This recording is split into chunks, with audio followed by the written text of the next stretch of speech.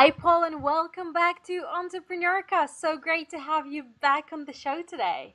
It's always good to be here. Thank you, Svetlana. Hello, everybody.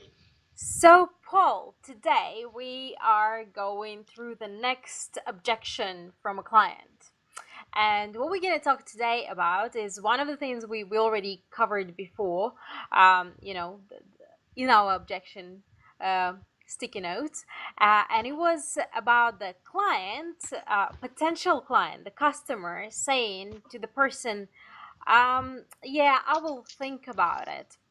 So when the person says to you, I will think about it, it's, for a lot of people, it's very discouraging and they have no idea what to do with it and how to basically go and close the person further or what to do from there forward. So what do we do when somebody says to us, yeah, it sounds interesting, but I have to think about it? I don't know. Right, this is one of the biggest. Okay, so let's just do a 5-minute setting the scene about this whole thing. Okay, and then I'll do the further 10 minutes or so on how we solve it. Yeah. Yeah. And the first thing is we'll never be able to nuke it 100% of the time and turn it into a sale 100% of the time, but I am going to give you, during this short slot today, ways of getting rid of it so that you get a sale or the truth. That's the key. Because think about it, when people are first getting into selling, or they're first realizing that having become an entrepreneur and they have this business now where they've got to, they're selling, it dawns on them that they've now got to get their sales skills, learn some. Yeah, they've got to become a salesperson. And if they've not been doing it before, or they've been doing it soft sales or no sales experience, quite frankly, most of the sales training out there and most of their perceptions, they'll shit themselves about the idea of trying to say to someone, right, I need your money. Oh, I want to think about it. Well, what do you want to think about?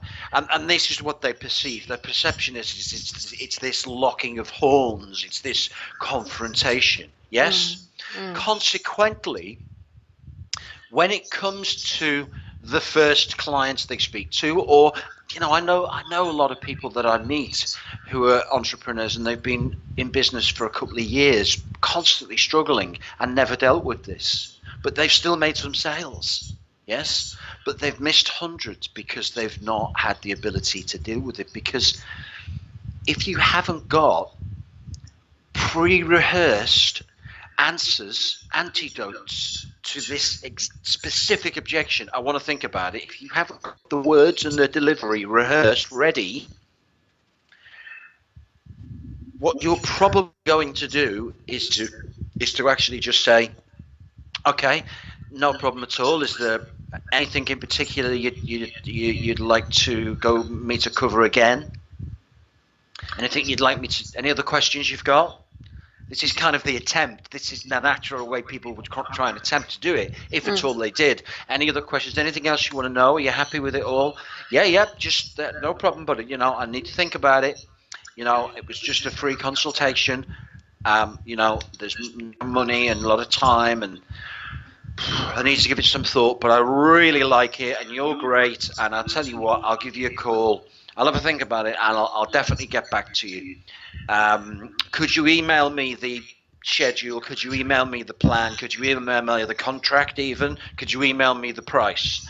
Yeah, I'll do all of that. I'll email you all of that. And tell you what, why don't I give you a call on Friday? Oh, that'd be great. Does that sound familiar, Svetlana? Yeah, definitely.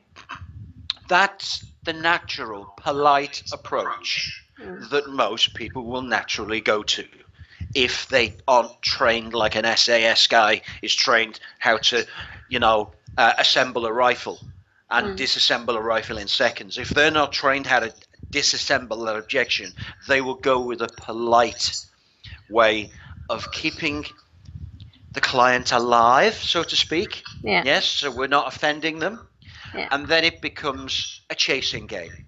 Yeah. Yeah. And the entrepreneur secretly hates the chasing game. Mm. They hate it. They feel sick. It feels like begging. And if they phone, if they actually are brave enough to use the telephone to follow it up, like 90% of people resolve to email. They migrate to email because that's just safer as the follow-up. So if they're brave enough to phone on Friday, they'll say, "Oh, hi Paul. Yeah, it's Francis, by the way. Yeah, from the insurance company. Yeah. And he thinks Paul's going to say, "Oh, hi Francis," and I'm like, "Sorry, who? The client's forgotten." Yeah. Who? Oh yeah. Oh yeah. No. We're not. I sent you the proposal. Sent everything else. Oh no.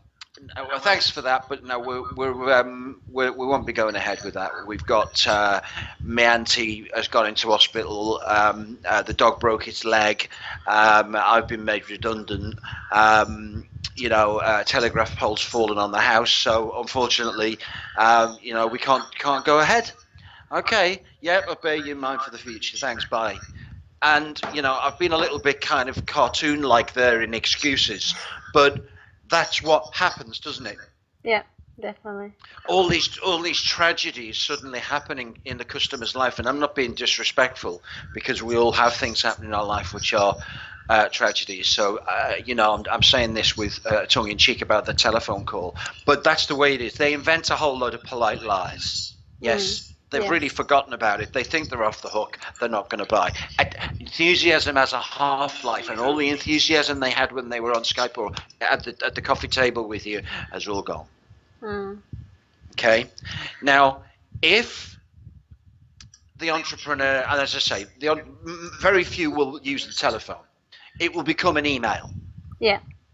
Hi, Paul. Hope you're well. Enjoyed our time together the other day. Lovely to see you, and hope the family's well, and and the children, Lisa as well, and the dog's well, and all that nonsense. I sent you the contract. I sent you everything else. Have you made a decision, or I'd like to start straight away, or please let me know. Please give me a call, or something like that, and that's what it will be. Yeah. Yeah. Yeah. And it won't be responded to. No.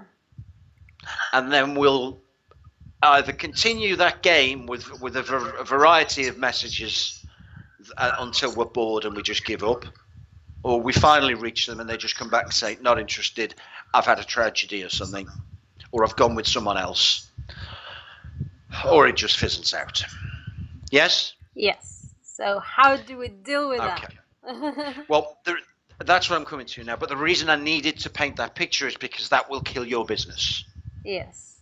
The inability to deal with this will kill your cash flow. It will kill your cash flow. It will kill your enthusiasm. It will kill your dream. And it will force you to go back to a job you hate, working 9 to 5 for the man just to survive or pay the bills. And then your real dream, your real entrepreneurial dream will become a hobby, and you'll do stuff for free or for bits and pieces. And that breaks my heart. Okay?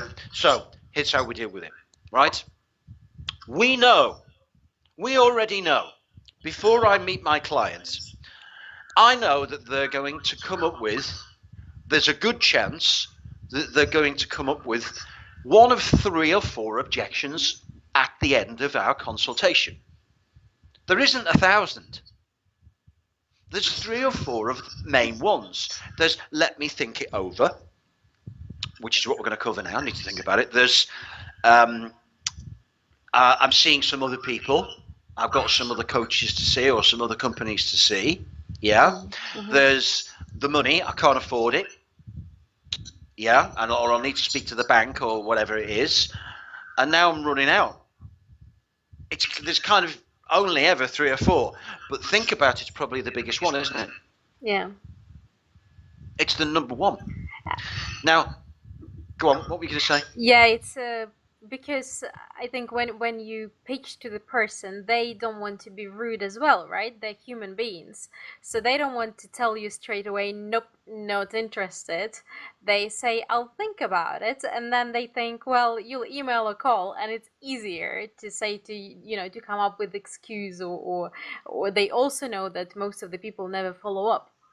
Absolutely. So they will try to ping pong you. So yeah, it's Absolutely. Now, absolutely. Now, let me ask you a straight question.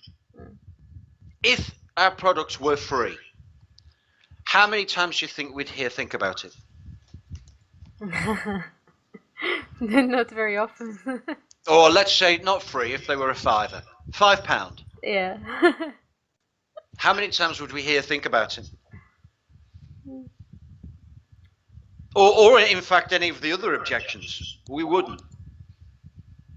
It is always financial, but they don't like to talk about money, so therefore they will give us this alibi. Okay, so let me now start delivering. Let me now start giving you what you want. Right. The first thing is, you can't just have an antidote ready at the end to bash it on the head. Yeah. Yeah. You have to start to plan for it early on and sow seeds for it early on. So if we go back to last week, and by the way, I said to people if they wanted to watch the video on iSalesGuru.com and then get the app and watch the video number 2. I've had loads of feedback where people have watched it and said they've got like really loads of good ammunition for it, which has already helped them. So, and this is covered again in that video, the closing or the completion, the action step, as I call it. Okay. So we've got to start early. And what we do when we start is we say, when we're doing the ask, what I call the ask mastery, the asking, the fact finding, the discovering, yes, what problems have you got with your website? Yeah? Let's say it's a web. What problems have you got with your website? Let's have a look. Let's do a health check on your website. We said we'd give you a free health check. Right. Okay. And what's the bounce rate? And how much is that costing you? And what about this? And what about that? And how many pop-ups are being clicked? And, all the sort of stuff about a website, right? And the entrepreneur will say, how long's this been going on for? This is the first place to start dealing with the think about it objection. How long has this been going on for? 6 months. Okay, who wrote the copy for this? Oh, I had the same company do it. Were they professional copywriters? Okay, that's affecting your bounce. Do you know where these people will be going when they bounce? They'll be going to a competitor. What else? How much do you think it's cost you by doing nothing? Yeah, how long have you been suffering from this? How much does it cost you to have the sumo thing on there each month and get no opt-ins? How much does it cost you to have the opt-in box and you get no conversions? How much is it costing you to have your email list, with Aweber, and the sign-up rate's nearly 0? How much is that costing you? And how long have you been living with these problems? Then what we'll do at that stage is he will work out how much financially it has cost that client by living with those problems and not having the standard conversion rate through to the end of the sales funnel, yes, versus what he would have achieved if he'd have gone with me. Does that make sense? Yeah. If you'd have been with us for the last 6 months, this would have been the click rate. This would have been the rate at which you'd have had your presentations. This would have been the rate at which people would have bought your packages, and this would have been your profit and your sales. Instead, you've got this situation. Yeah?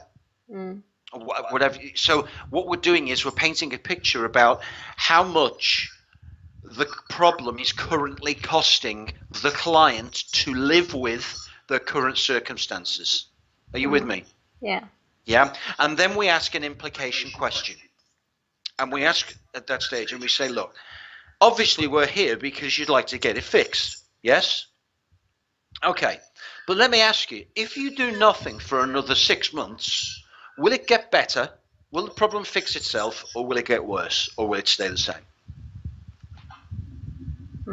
Probably stay the same. It will stay the same. Yeah. Yes, it won't fix itself, will it?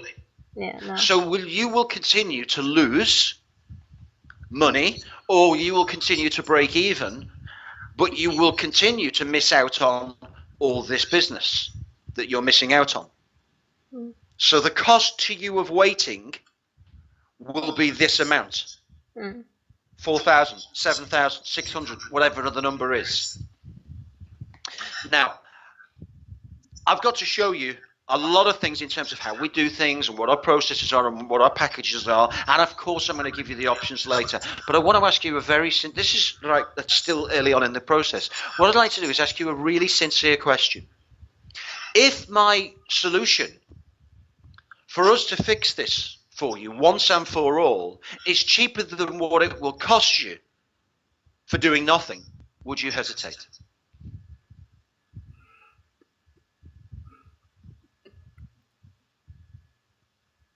That's a very good question.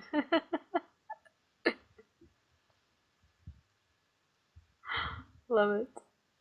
That's now, I know I've chosen randomly, but you know, when we do other shows, people can say, okay, do one for my business, because my business isn't like that, my clients aren't like that, we couldn't close like that. You can transfer this. The question might be slightly different, we may engineer the question differently, but this skill, yes, this communication skill is applicable to any product anywhere. If you do nothing, what's going to happen? How much is it going to cost you to stay as you are financially and emotionally? Because emotion is also a currency. So in financial currency and emotional currency and stress. How much? So if you do nothing, what's the cost going to be? Right, let's just agree that the cost of doing nothing is, that's it. You told me it's 1,000. Okay, so look, you've got absolutely no obligation to buy from me now or ever. And I can take a no as gracefully as a yes, and I'll always part as friends, and I'll always be here to help.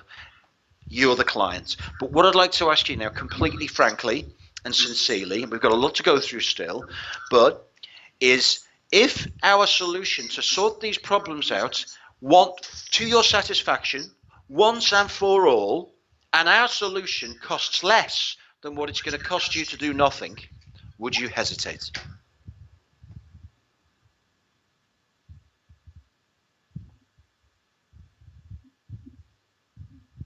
Now, at that point, it's like, well, of course I wouldn't, or well, you know, I might still want to get some alternative quotes or whatever, and I would then say, look, I'm not. Please be assured, I am not in any way trying to apply any pressure for you to place an order with us or to become a client. But what I am saying is, if I can leave here and you are better off financially when I leave here than you were when I came in, I feel as if I've done you a great service. And I'm asking you, if I could leave here and you are better off financially than when I came in, would you hesitate in going ahead and us partnering together on this?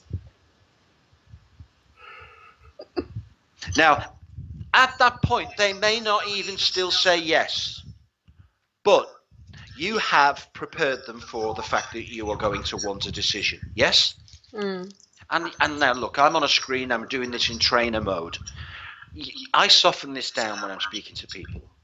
I'm not all kind of enthused like this. I'm very relaxed when I'm saying it. I'm saying to the business, look, if this is what you're missing out on sales, and you have for the last 90 days, and you've had no real sales training, you've kind of tried to pump the guys up each week in a sales meeting, but you're missing out on all these sales of this new product that cost you so much to develop. If you do nothing and don't hire a world-class sales coach who's proven in this, if you don't do it, how much is it going to cost you? Will you even be able to keep the product going, making it? I mean, what will be the financial cost if this stays the same? And some people will even say, I know what you're doing. So what I'm doing is I'm trying to establish that if I can give you genuine value, will you trust me with your business, and can we go into a partnership? In other words, if by bringing me into your business and inspiring your sales team and giving them a strategy to go and sell this product like beyond what you've ever imagined it could and smash your sales targets, will it be better than doing nothing and leaving it, or going and finding a cheaper trainer, or getting some CDs, or doing some or whatever?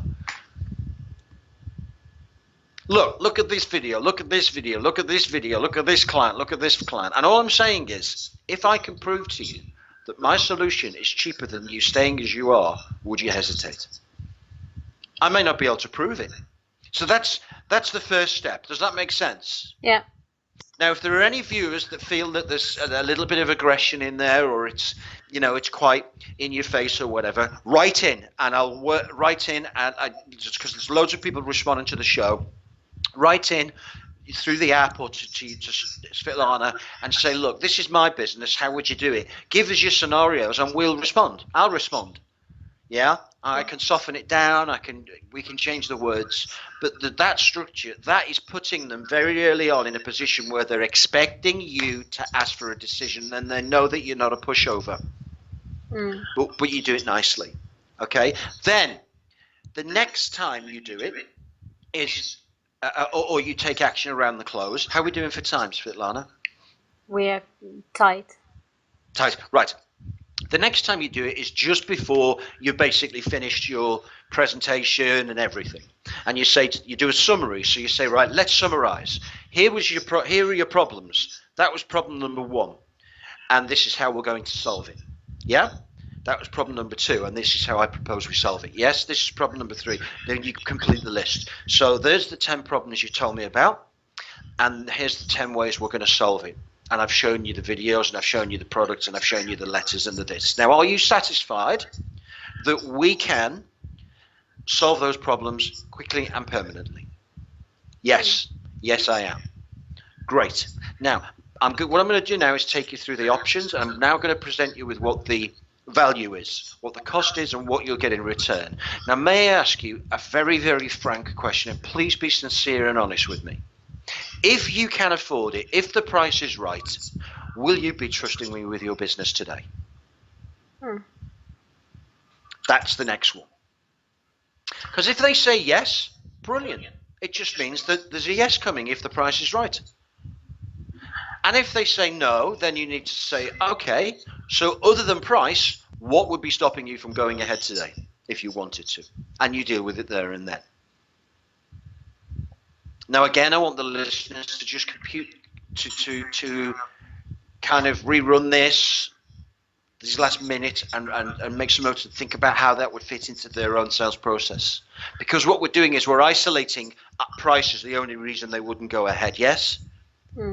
When we were, I was working with a kitchen business, we designed what we called the £5 question. And that was at the very end, we'd take them around the kitchen and we'd walk them around the imaginary new design kitchen, and we would say, is this the kitchen of your dreams? Is this what you want? Yes. Now, let me ask you, if it was a £5, would you hesitate? No. If it was £1 million, would you hesitate? No. If it was a £5, would you say yes? Yes. If it was £1 million, would you say no? Yes. So you can give me a clear yes or no if the price is right or the price is wrong. Fantastic. Would you do me that courtesy? If the price is right, will we be going ahead? And if the price is wrong, could you tell me no and give me a clear no? What that then does is it means that once you've given the price and you don't have to deal with all this crap at the end, you then don't have to chase people up. I'm then going to give you one more thing. Okay, and again, I want people to respond and write in if they want me to elaborate on this for future shows, or to give them some more ammunition that's relevant to their product, their client. Final thing, we get to the very end. Let's say we haven't done any of what I've just described. Okay, because if we have done what I've described, you're going to get a yes or the truth. They won't insult you by saying, oh, I need to think about it, because you've done all that work. Does that make sense? Yeah. But if we haven't done that, we get to the end, we price it, we say, and this is all it is. And by the way, when you present your price, you always say it is only, or it's just. You use the word only or just before your price, even if it's 50,000, 100,000, or you're selling, a rocket ship and it's, $1 billion. I want you to say it's only, for this space shuttle, it's only $1.3 billion. And shut up. You just say it's only. Always, always, always say that, because the buying brain will pick that up. Okay? Only or just. And they say, no, I need to think about it. Okay? Yeah? And then you say, look, I understand that. I can appreciate that. Now, look, when people say that to me, there's usually two reasons. Okay? That people would say, I need to think about it. In fact, there's three, but the third one I don't think applies to you, because the third one is that they're not the decision maker, and I don't think that applies to you. It's usually the one of two, and it's usually the first one, which is, I don't think it'll work. Well, the second one is, I don't think I'll use it. And then there's the third one, which I don't think applies to you, which is, I'm not the decision maker. Yeah? So which of those is it, Svetlana? You don't think it will work? You don't think you'll use it? Which is it? Now I'm going to stop there. There are three distinct techniques I have taken you through there in 15, 20 minutes. Very fast, yes, and very one way. This would usually be a full day with clients, or a period of a couple of weeks with a one-to-one client, yes? And we go through role plays and what have you, so I'm conscious I've delivered it very quickly. But rerun this, listen again, make some notes, write an email in, challenge us to give some examples, because these techniques will close your business. They will get you the sale or the truth, and they will save you from this horrible, painful, torturous chase. The chasing game. You'll never have to do it again. Because somebody who says, okay, it's a no, they don't need to be chased. And you start every day with fresh business. You see people and you get a yes or a no, a yes or a no, a yes or a no, and it's nicely done. Okay, I think that's time for today, isn't it? Yeah. Fabulous. That's been great, Paul. Thank you very much. Thanks for all the valuable advice, and thanks for being back on the show. And I really look forward to overcoming our next objection next week. Brilliant. And as ever, I've responded to every one of the inquiries I've had in. And there's a few regulars as well. And, it doesn't matter what you write in through the app, iSalesGuru.com. Click the app. It's free. Use the contact form to ask questions. I'll get back to you. Watch the videos. It's all there. It's all great stuff. Thank you. It's been a privilege, Svetlana. And I will see you next week for more objection-busting strategy. Awesome. See you next week. Okay. Thank you.